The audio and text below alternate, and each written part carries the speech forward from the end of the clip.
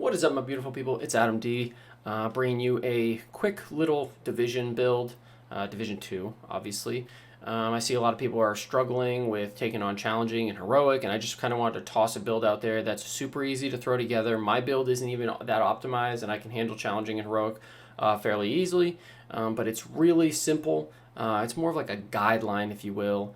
And if you like it, I hope you subscribe. Make sure you leave a comment down below and let me know what you think. So it's very super basic, and not at all optimized. You'll see. So you've probably seen a lot of people are running LMG builds. LMGs are really good right now just because of the health of, well, at least in my opinion, the health of the enemy. Like named and elites, they require a lot of bullets to take down. Don't blame me, blame the developers. But LMGs kind of helped to circumvent that. Up until yesterday, this Negev LMG was like the best one in the game because apparently it was doing way more damage than it was supposed to. And they saw to nerfing that last night, so that sucks. But just so happens that the Bullet King, which is a new exotic that just got released today, is the exact same weapon class. It's a Negev, really. It's 850 RPM, 100 mag, but it never runs out of ammo. You do not need that for this build. It's just what I've been using to try and supplement the fact that my beautiful Negev got removed. So what this build is, as you can probably tell, is a purely red build. That's the goal anyway. I don't even have like great brand set pieces that are set up. It's just a 100% go for damage, because a lot of people are not taking advantage of all of the various damage amplification talents that you can use right now, and it's contributing to a lot of the complaining about bullet sponginess. And believe me, there is some bullet sponginess. So just getting into it, you're basically going to want to go and get whatever possible pieces you can get that just have red rolls on them, or recalibrate them into a red roll. And one of the ways that you can do that is with named drops. Name drops drop from, like the name says, named enemies, and they usually have a much higher rate of having like god rolls on them, or they have more attributes that are conducive to what you're trying to do. So like this is a punch drunk. It's just a random headpiece. It's terrible because of Douglas and Harding. Like you can see, this is not optimized at all. I'm not using my pistol. Stability and accuracy is cute, but that doesn't help me with damage. But all of the rolls are red. And for my purpose, you can look at my stats here. I'm running 43% critical hit chance, 64% critical hit damage, and 85% headshot damage. Now, armor damage is also wonderful. Unfortunately, I don't have that on this particular build that I'm showing you. Again, this is kind of more of just like a basic rundown for people that are really struggling and they're like, man, I can't break through. So the goal is to make everything red, okay? On top of that, you're going to want to grab damage amplification talents on your chest and back. Go into targeted loot missions that are focusing on chest and back, because those are the ones with the talents now. And you're going to want, depending on your comfort level, you're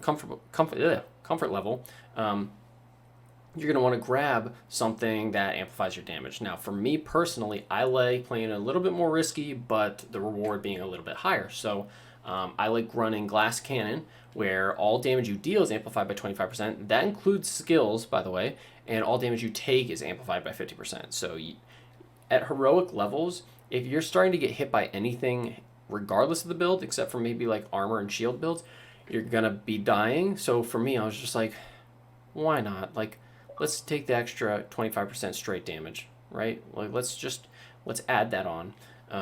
But there are other options to this. Let me see if I have one on me here. This one. This is a little bit of a more safer option, and it applies to your whole team. After staying in cover for 10 seconds, it increases you and your allies' total weapon and skill damage by 12% as long as you remain in cover. This is very useful. You spend a lot of time in cover. It's just a flat 12% bonus, and you're not taking any additional damage. That's just a nice kind of like in between. You get that damage amplification, but that's what you're looking for, really, right? Is the damage amplification. So again, get a crappy Douglas and Harding brand piece. Not really too concerned about that right now because they're doing a lot of balance changes. I don't want to go and recalibrate, or I don't want to go and like farm for extra stuff that I don't have to just yet. And also, I think it makes it a little bit more accessible when you guys can just go and focus on the attributes. That's the key here. And so you're going to want to go for a lot of critical hit chance, a lot of critical hit damage. Headshot damage is nice, but the goal is to get as close to the crit cap as possible, and then try and use either weapon talents or attachments in order to increase your critical hit damage. Your backpack is another big one, big source of damage. And for me, I'm running vigilance, which increases your total weapon damage again by 25%. If you take damage, this buff is disabled for 4 seconds. That 4 seconds goes by like super quick. So if you are comfortable kind of like not necessarily playing back, but just getting into a safe position, or you want to run decoy, which is I recommend, especially if you're going solo. It's just so helpful. It's basically, it's just like a global taunt and allows you to get off a ton of free damage. And so vigilance, again, increases your total weapon damage by 25%. So you're getting 25% from glass cannon plus 25% from vigilance. I mean, just that alone puts you over the top in terms of damage in comparison to like other builds that you could possibly run. Now, again, just like the chess piece, there are safer options that you could be running for talents in terms of your back as well. Let me see if I have one here.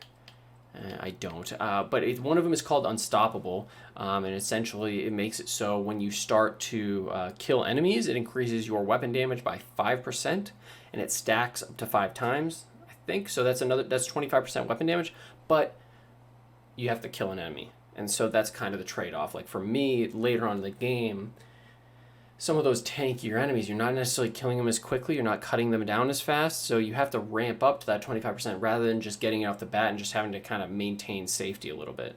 Again, that's totally up to you. I'm trying to go for critical hit chance, critical hit damage. I could re-roll this armor regeneration, but with all the crazy stuff that this development squad is doing right now, I want to save as much of my recalibration materials as humanly possible.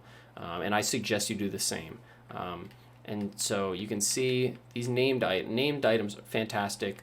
Whenever you get something that has a massive, a high attribute cap, if it's something that you could re-roll one time in recalibration and get perfect, a perfect attribute like scale, if you will, then keep it. If it's something where it's like, oh, I have massive critical hit chance, it's capped out, but everything else is crap, toss it in your recalibration library because you're going to want to use it later and you don't know what kind of things they're going to change along the way. Just it decreases your grind massively, so use that recalibration library. And again, these brand sets, not optimal. If you absolutely, what I'm looking for now that you have a good base to go off of, go all red, get your critical hit chance, get your critical hit damage, grind through hard, grind through challenging. If you have some friends where you're comfortable and your build is satisfactory, go into heroic and grind some things that way. Go through the targeted loot. I would suggest the Providence Defense. Providence Defense is, hopefully I have something here to show you. Doesn't look like it, but Providence Defense essentially, I would say, is one of the better ones for this type of build. It involves a lot of critical hit chance and critical hit damage. It's very useful. Definitely just look for things that will increase your damage with your, with the weapon that you like to use. Mine is all over the place, clearly, but that should also go to show you that, like, don't focus so much on the brands yet. Just get something that will get you to the level where you can farm good rolls. That's the key. Get those good rolls, put them in the bank, and then you can go and attach them to whatever you want to later. As far as skills, I always run Reviver. A lot of times I run solo, sometimes I run with a buddy. I always, especially if I'm running Glass Cannon, I want to have that extra little backup or that extra ability to like clutch if my whole team dies. So I always run Reviver, and I usually switch between Decoy and the Healing Drone, or the Defense Drone. Decoy is immensely useful when you are in a Glass Cannon type position like this build is, and you're just dealing a ton of damage, but you don't want to get hit at all, okay? So Decoy will allow you those few seconds to be able to just chunk out a boss, chunk out a elite. So I would say that's immensely useful. As far as shade tech, or shade levels, whatever you want to call them, I originally started doing weapon damage, but I kind of feel like critical hit chance would be a better start. I feel like it's slightly more valuable. Um, but it again, these points, really, the max value you're going to get is 10%.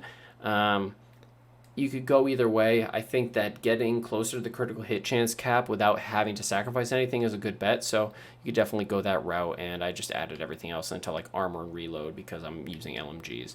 As far as weapons, Bullet King, now that I have it, I love it. I mean, it does less damage, I think, like in a quick manner as far as burst damage than my old Negev or even post-patch Negev, because it's not like terrible, guys, because you're missing those talents. But I would say that of the exotics in this game, there's only a few of them where the actual exotic talent can make up for missing the talents that you can decide and the attributes that you can decide and reroll in a normal high end. The ability to have infinite ammo in this game, it cannot be understated enough. There are a ton of talents, both on the chest and on the back, that benefit immensely from just being able to output a large amount of damage and sustained fire without having to worry about reloading. And one of the main causes of death in this game, I'm sure all of you guys have encountered it, you're shooting, and then all of a sudden you get a squad of like 3 dudes running up on you with riot gear trying to smash you with stun batons, and you have to roll away because you have no ammo. Like, once you get this, you'll understand, like, in your mind, like, what I'm talking about. The damage is, in terms of sustained damage, it's got to be the best in the game. It just has to be, because you'll never have to run out of ammo. You can just hold this down. You can hold it down when you're just blind firing. You can hold it down just infinitely suppress an enemy, just like forever, basically. If you have free shots, you can just hold this down the entire time. Don't have to worry about it. It takes like 20 minutes to actually like try and empty this clip if you're attempting to do so. It's really great, at the sacrifice of missing those key talents, if you will. But if you are not running the Bullet King, which I don't expect you to, it was a pain in the butt to get. As far as LMGs, the Negev is still really strong. Try and roll for a critical hit chance or critical hit damage attribute, because, again, that's the goal of the build. And it kind of varies depending on your playstyle. I went with Strained for a talent because I felt that my critical hit damage wasn't super high because I was focusing a lot on critical hit chance. And without having to want to go and farm the rest of that critical hit damage or go for an absolutely perfect roll, I went with Strained, which makes it so as I'm firing, I'm gaining 50% critical hit damage, which ends up ramping up over time, doing a lot more damage. I mean, it basically equals out to like 100% critical hit damage in the build total. But this is a really great gun just because it fires fast and it has a larger mag size. There are other LMGs that like can work. I don't really like the RPK. I think it's terrible, to be honest with you. But like normal assault rifles also, like you can use this build. You can toss on whatever weapon you want. It just kind of depends on your playstyle. For me, I like the LMGs right now. I think they're in a really good spot. Just in general, I don't want to have to reload. But I've also tried to, mix around with like marksman rifles and rifles, but it's just so hard when things are so tanky, But I think that kind of covers a little bit of everything. Again, if you want to drop a comment down below and tell me how bad my brands are, go ahead. Please just at me in the comments. Be like, yo, Adam, your brands are terrible, because they are. But I'm not running Gucci right now. This is like more of like a Old Navy build. You know what I mean? Like, these brands are not top notch, but they get the job done. And so with that being said, I hope you guys find some kind of nugget in this useful. I'm gonna show some clips of it on the firing range, and then I'll show you some clips of it like just in the field. But again, super basic rundown. Grab your reds, grab your crits, grab your critical hit damage, and grab your damage amplification talents, and you'll be in such a happier place. I promise you guys. I'm a little concerned about what the developers are doing with this game right now, but at the very least, hopefully you guys can try and get into challenging heroic and have a little bit of fun with this build. So please, if you like this, I missed you guys. I'm sorry I've been away for a little while, but I hope this was somewhat useful to you. I'm sorry if I'm rambling. I'm trying to just dust off the cobwebs, if you will. Please drop a comment down below and leave a like. It really helps the video, you know, with the YouTube algorithm, because they probably hate me at this point. So yeah, so if you have any questions or you need any help, please feel free to reach out. I'm on Xbox. You can shoot me a message, and I hope it was useful to you guys. Adam D, out.